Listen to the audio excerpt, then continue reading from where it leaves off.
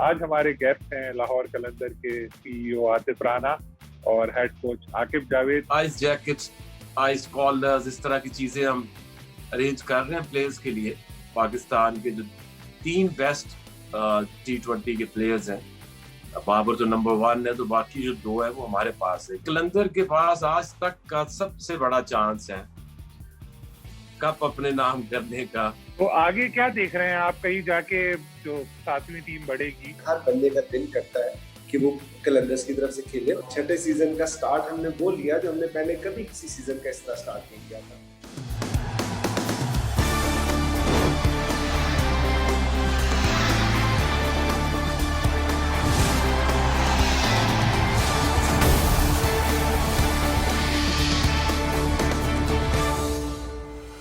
अस्सलाम वालेकुम, मैं हूं सलीम खालिक और आप लोग देख रहे हैं प्रोग्राम क्रिकेट कॉर्नर।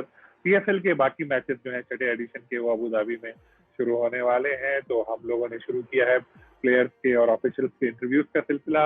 आज हमारे गेस्ट हैं लाहौर कलंदर के सीईओ आतिफ राना और हेड कोच आकिब जावेद। तो जो मामला चल रहे हैं ग्राउंड से बाहर, उस पर हम बात करेंगे आतिफ राना साहब से, और क्रिकेटिंग इशूज पे आकिब जावेद। तो बातचीत का आगाज करते हैं। अस्सलाम वालेकुम आकिब भाई, बहुत शुक्रिया आपने वक्त दिया। और पीएसएल के लिए जा रहे हैं आप लोग अबू धाबी। लाहौर में 2 दिन क्वारंटीन, उसके बाद 7 दिन तक उधर रहना पड़ेगा होटल में। तो इसका किस हद तक असर पड़ेगा खिलाड़ियों के ऊपर? देखिए, इस दफा थोड़ा सा जरा ज्यादा मुश्किल है, क्योंकि 2 दिन आपने पाकिस्तान में रहना है आपके रूम के अंदर और 7 दिन अबू धाबी में। तो आई थिंक बड़ा चैलेंजिंग होगा प्लेयर्स के लिए भी, क्योंकि जब भी आप कितनी भी फिटनेस आपने मेंटेन की हो, 9 दिन in your room, it's not easy. But यह है कि प्लेयर्स अब भी, उनको खुद ही भी पता है किस तरह से हम अपने आप को रूम के अंदर भी कुछ एक्सरसाइजेस करके, कुछ स्ट्रेचिंग करके, ताकि जब आप निकले आपके पास सिर्फ 3 दिन है, 3-4 दिन, उसके बाद आपके मैचेस है। तो ये एक चैलेंज तो सबके लिए होगा। आखिर में मौसम जो है वो अबू धाबी का बड़ा गर्म है, कराची का भी ऐसे ही होता। तो आपके ख्याल में इससे प्लेयर्स को मसला होगा, खासतौर पे जो बाहर से प्लेयर्स आ रहे हैं? देखिए, उसमें 5 बजे मैचेस शुरू होने, यूएई टाइमिंग जो है, तो 5 बजे तक थोड़ा कम तो हो जाता है, सी ब्रीज चलना शुरू हो जाती है। It's better than I think Punjab, Lahore. यहाँ पे जब गर्मी है तो वो ज्यादा देर तक, जब तक कि सनसेट ना हो जाए, वो गर्मी मेंटेन रहती है। जैसे कराची हो या यूएई, जहाँ पे सी ब्रीज आ जाती है, तो 5 बजे के बाद आपको 2 घंटे बाद सनसेट हो जाएगा, फिर 1 घंटा आपको और भी अंदर लाइट सी वो आ जाएगा match. It's not bad, but उसमें मैं देख रहा था कि 39, 41 से लेके फिर नीचे रात को 28, 27 तक आ रहा है। तो आई थिंक कुछ आइस जैकेट्स, आइस कॉलर्स, इस तरह की चीजें हम अरेंज कर रहे हैं प्लेयर्स के लिए। ये बेहतर है अगर आप जुलाई और अगस्त की तरफ जाएं, तो यूएई में या कराची में जो मौसम है, स्पेशली इन यूएई, जुलाई और अगस्त में बहुत ज्यादा प्रॉब्लम्स होती हैं, ह्यूमिडिटी और बहुत ज्यादा हब्स होती है। इसमें थोड़ा बेहतर ही रहेगा, इतना वो बुरा नहीं होगा जितना हमें फील होता है कि पंजाब में या लाहौर में प्रॉब्लम्स आ सकती थी। आपकी टीम बड़ा अच्छा परफॉर्म कर रही थी जब से इवेंट रुका था, 4 में से 3 मैचेस जीते थे। अब इतना बड़ा गैप आया, अब दोबारा इवेंट में जाएंगे, तो क्या फर्क पड़ेगा उसका मोमेंटम पे? देखिए, momentum is always important, but ये सबके साथ ही ऐसे हुआ है। सारी टीमों की जो ओरिजिनल पिक्स थी, उनमें से बहुत सारे लोग जो है वो चेंज हुए हैं।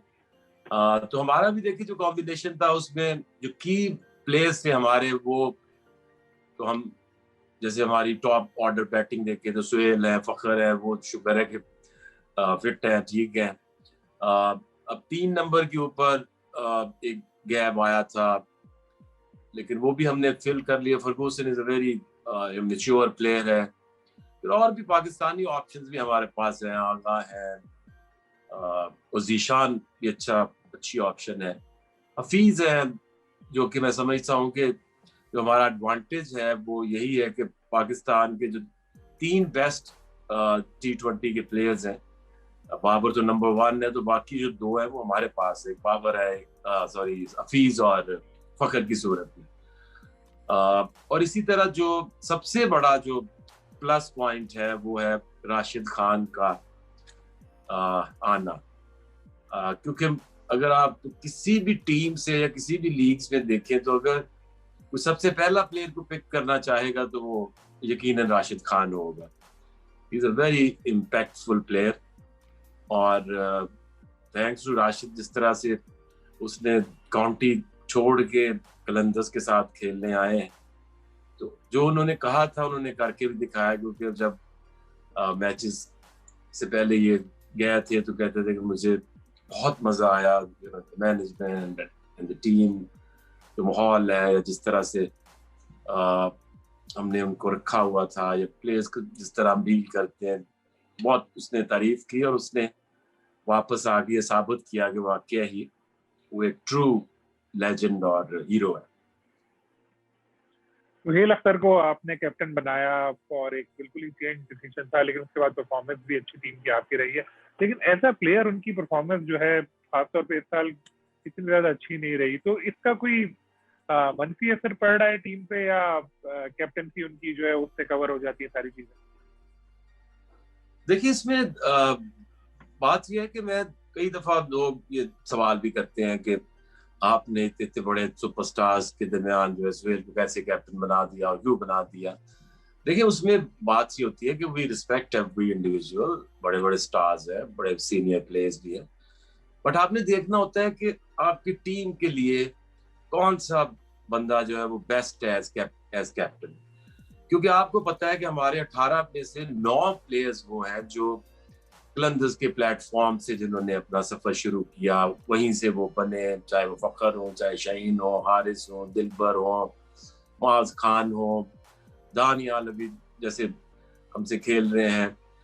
तो वो सफर जो है वो सुहेल अख्तर का उनके साथ ही शुरू हुआ। उसको पता है कि मेरे पीडीपी के जो प्लेयर्स हैं उनमें कहाँ कितनी स्किल है, कैसे यूज की जा सकती है। बाकी जो इंटरनेशनल प्लेयर्स हैं या नेशनल प्लेयर्स हैं उनका तो सबको ही पता होता है। उसको एडेड एडवांटेज ये है कि उसको इनसाइड आउट पता है कि जो अगर फैजान है तो फैजान को कहाँ पे हम यूज कर सकते हैं। उसकी अंडरस्टैंडिंग सबसे ज्यादा है प्लेयर्स को लेके। और खुद की उसकी परफॉर्मेंस भी देखे तो अभी मैं देख रहा था, उसने अभी तक 30 के करीब एवरेज अपनी मेंटेन की हुई है with strike rate of 130 plus 135। होता ये है कि जब सुहेल जैसा प्लेयर परफॉर्मेंस देता है टूर्नामेंट दूसरा तीसरा, तो वो उस तरह से नहीं लोगों के दिमागों में नक्श होती। जैसे अगर वो फखर स्कोर करता है तो एकदम से शोर मचता है कि फखर ने स्कोर कर दिया या फीस ने कर दिया। तो आई थिंक अगर इनकी आप जब से ये हमारे साथ खेल रहे हैं सुहेल, और अभी तक he's done really well, और साइलेंट ऑपरेटर है जिसका ज्यादा शोर नहीं पड़ता, but he is very effective. और जब भी हमने उसे कैप्टन बनाया उसने उसका हक अदा किया है।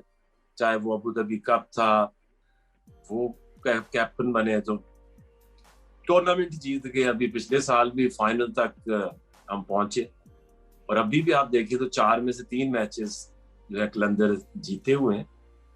और सुहेल के लिए मुझे बहुत उम्मीद है क्योंकि अबू धाबी उसकी फेवरेट ग्राउंड है। T10 में भी he was the highest run getter in Abu Dhabi. जो अबू धाबी कप हुआ था उसमें भी he was the best batsman। उसको सूट करती है, कुछ ग्राउंड्स आपको सूट करती होती हैं।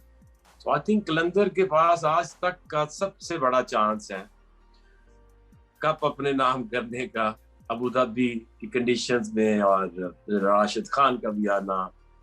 तो और बॉलिंग अगर आप देखें तो मैं नहीं समझता कि हमारे पास जैसे शाहीन है, हारिस है, दिलबर है, दानियाल है, और ये चारों की चारों जो बॉलर हैं they're touching 150 किलोमीटर्स और वेरिएशंस हैं। So I don't think किसी के पास किसी भी लीग में किसी के पास भी इस तरह के तेज बॉलर्स होंगे और 4 बॉलर्स तेज हों और साथ आपके Rashid Khan, I think it's a proper international bowling attack. आखिर भाई दौरा अफ्रीका मोहम्मद हफीज के लिए इतना अच्छा रहा नहीं, वो कोई बड़ी इनिंग नहीं खेल पाए, तो अब पीएसएल में जब वो हिस्सा लेंगे तो क्या परफॉर्मेंस का उनके ऊपर असर पड़ेगा या वो अच्छी इनिंग खेलने में कामयाब रहेंगे? आपका क्या ख्याल है? देखिए, किसी के भी 2-4 मैच बुरे जाने कोई बड़ी बात नहीं होती, बट जिस तरह से हफीज ने पिछले 2 साल से अपनी बैटिंग को इम्प्रूव किया, द गुड थिंग इज कि एक बंदा 39-40 साल की उम्र में भी सीखने की और अपने आप को बेहतर करने की कोशिश कर रहा है। उसने अपनी जो शॉट्स हैं उनकी रेंज बढ़ाई है, पावर लेकर आए हैं। आई थिंक जिस तरह की पिचेस होंगी, बहुत कम चांसेस है, अगर आप पिचेस को कंपेयर करो जो जिम्बाब्वे में थी या जो जिस तरह की वहां भी पिचेस साउथ अफ्रीका में भी थी, वो कुछ ज्यादा बैटिंग के लिए फ्रेंडली नहीं थी। जिम्बाब्वे में तो बॉल ही नहीं आ रहा था, तो जो एक स्ट्रोक मेकर है उसके लिए जरूरी है उसके लिए पिच भी अच्छी हो। सो आई थिंक जिस तरह की फ्लैट और बैटिंग पिचेस होंगी अबू धाबी में, ये हफीज के लिए बड़ा आसान होना चाहिए परफॉर्म करना, और हमें पूरी उम्मीद है। चले आकिब भाई, बहुत बहुत शुक्रिया, आपने वक्त दिया। फिर इंशाल्लाह इवेंट आगे बढ़ेगा तो दोबारा आपको सहमत देंगे। बस ओके, थैंक यू। तो आकिब जावेद की गुफ्तगू आपने सुनी, उन्हें अपनी टीम से बड़ी उम्मीदें वाबस्ता है। खास तौर पर उन्होंने राशिद खान का नाम लिया, अफगान स्पिनर, उनका कहना है कि वो अच्छा परफॉर्म करने की अहलियत रखते हैं। साथ उन्होंने मोहम्मद हफीज के हवाले से भी ये कहा कि वो बिल्कुल आउट ऑफ फॉर्म नहीं है, अगर दौरा अफ्रीका उनका अच्छा नहीं रहा तो उससे कोई फर्क नहीं पड़ता, पीएसएल में वो अच्छा परफॉर्म करेंगे। उन्होंने अबू धाबी को अपनी टीम के लिए लकी ग्राउंड करार देते हुए कहा कि इस बार भी उसकी टीम यहाँ पे अच्छा परफॉर्म करेगी। तो फिर अब हम चलते हैं आतिफ राना की तरफ, उनसे भी जरा पूछते हैं पीएसएल के हवाले से कि ऑफ द फील्ड क्या चल रहे हैं मामला। अस्सलाम वालेकुम आतिफ राना साहब, बहुत शुक्रिया आपने वक्त दिया। पीएसएल अब यूएई में मुकम्मल हो रही है, अबू धाबी में। सबसे पहले मुझे ये बताएं कि ये डिसीजन कैसा है? सुना है आप लोगों ने खुद ही खत लिख के पीसीबी से कहा था कैसे किया जाए। नहीं, बहुत शुक्रिया सलीम भाई, आपने मुझे इनवाइट किया। देखिए, ऐसा नहीं था, हमने हमारा जो कंसर्न ये थे कि जब बायोसिक्योर बबल जो था वो ब्रेक हुआ और उसके बाद फिर हमारे पास जो विंडो डिसाइड हुई वो जून की विंडो थी, उसके अलावा कोई विंडो बन नहीं रही थी। सो हमने उन्हें कहा कि पाकिस्तान में केसेस जो है वो बढ़ रहे हैं, सो इसके लिए हमारे पास कोई प्लान बी होना चाहिए। और फिर उसी दौरान वो एनसीओसी के पास गए कि उनसे अप्रूवल लेने के लिए कि जी ईद के बाद हमने लॉजिस्टिकल जो ऑपरेशंस जो है हमारे, उनको हमने स्टार्ट करना है, सो आप हमें अप्रूवल दे दें। तो एनसीओसी ने उनको अप्रूवल नहीं दी, तो वहां पे फिर हमने भी चूंकि लिखा हुआ था कि जी आप उसको यूएई में कराने पे गौर करें, तो फिर उन्होंने उसको यूएई पे कराने के लिए वहां की गवर्नमेंट से राब्ते किए। आतिफ साहब, अब तो पीसीबी ने कहा है कि जो यूएई में मैचेस हो रहे हैं उसके इजाफी अखराजात वो खुद बर्दाश्त करेगा, तो इससे तो आप लोगों को काफी तकलीफ मिली होगी, वरना तो आप लोग वैसे ही कहते रहते बड़ा माली नुकसान हो रहा है। जी, ये बहुत जबरदस्त मानी साहब का बड़ा खुशाइन फैसला है, बड़ा अहसन कदम है। देखिए, हम सारे पार्टनरशिप में एक दूसरे के साथ काम कर रहे हैं। अनफॉर्चुनेटली फ्रेंचाइज जो है वो फाइनेंशियली उस तरह नहीं गेन करे जिस तरह बाकी स्टेक होल्डर्स कर रहे हैं।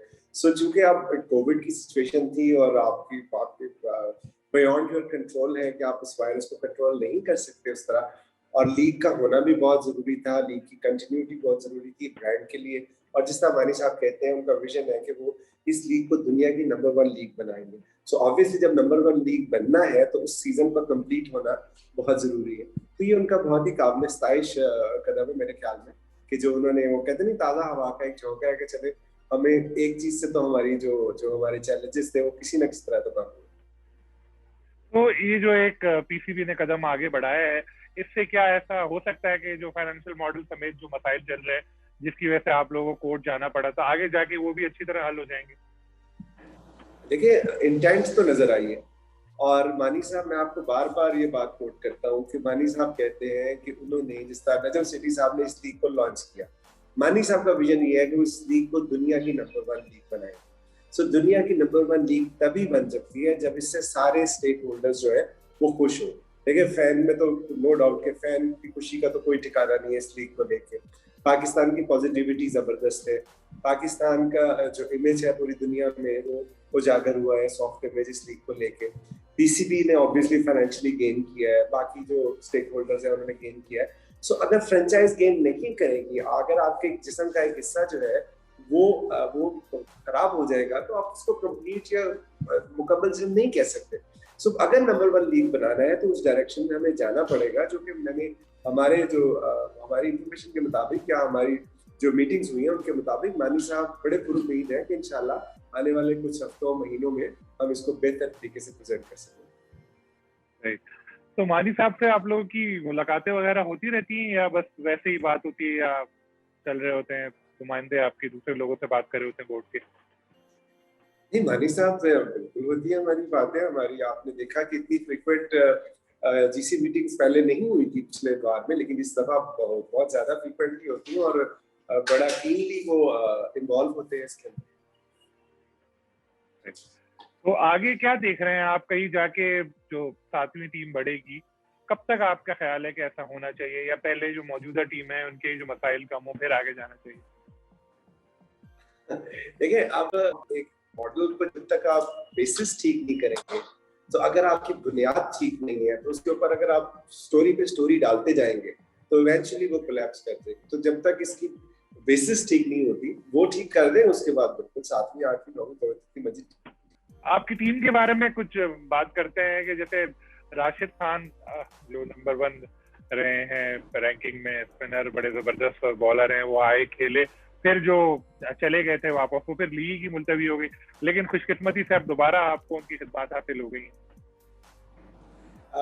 सलीम भाई, इसमें खुशकिस्मती से ज्यादा जो कलंदर्स की जो मैनेजमेंट है ना, उसकी बहुत बड़ी एफर्ट्स है। जिस तरह समीम राना या आकिब भाई, उन्होंने, आपको पता है टीम के क्रिकेट के मामला वही देखते हैं, सो उन्होंने जिस तरह उनको एंगेज किया अपने साथ और जिस तरह उन्होंने उनको रिक्वेस्ट की, और रिलेशनशिप का जो है आप एक लेवल आप कह सकते हैं इसको कि राशिद खान ऑब्वियसली पूरी पिछली दिहाई के आईसीसी ने उनको नंबर 1 बॉलर डिक्लेयर किया था पूरी दुनिया का। सो जब हमने उनको पिक भी किया था तब भी हमारी बड़ी ख्वाहिश थी कि हमारे साथ रहते हैं, लेकिन अनफॉर्चुनेटली इसका जो क्या कहते हैं नेशनल ड्यूटी की वजह से उनको जाना पड़ा।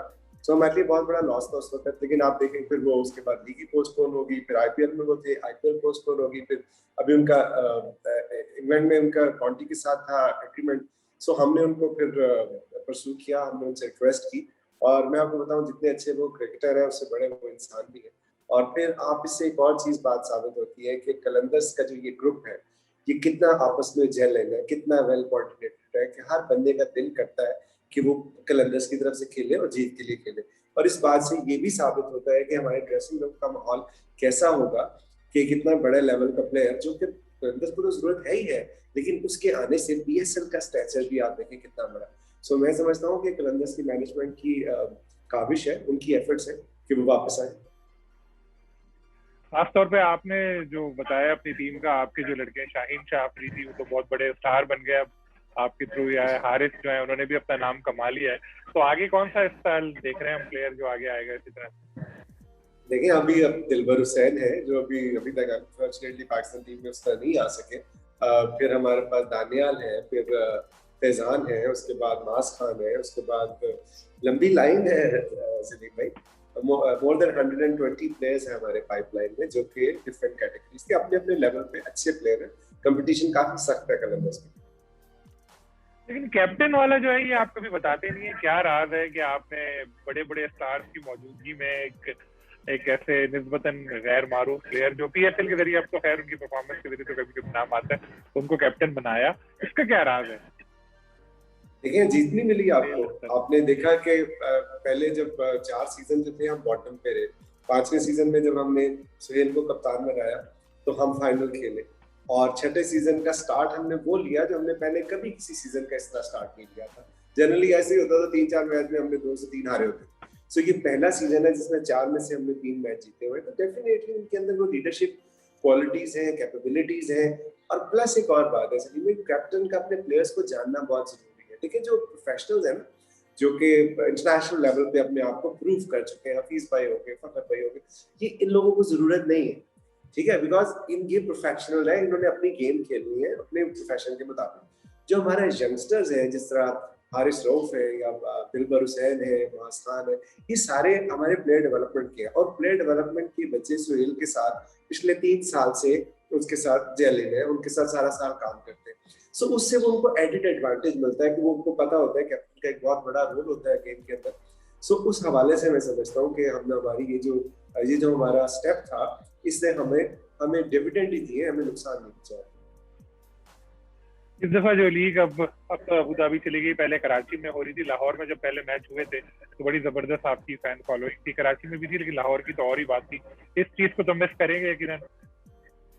नहीं देखिए, ओवरऑल डेफिनेटली फैंस नहीं होंगे तो वो लीग का मजा उस तरह नहीं आएगा कि प्लेयर्स जब फैन के सामने खेलते हैं या अपने होम क्राउड के सामने खेलते हैं तो बात ही और होती है। लेकिन अब कोविड है, पेंडेमिक है, 100 साल बाद आया है, उसकी रिस्पेक्ट करनी चाहिए।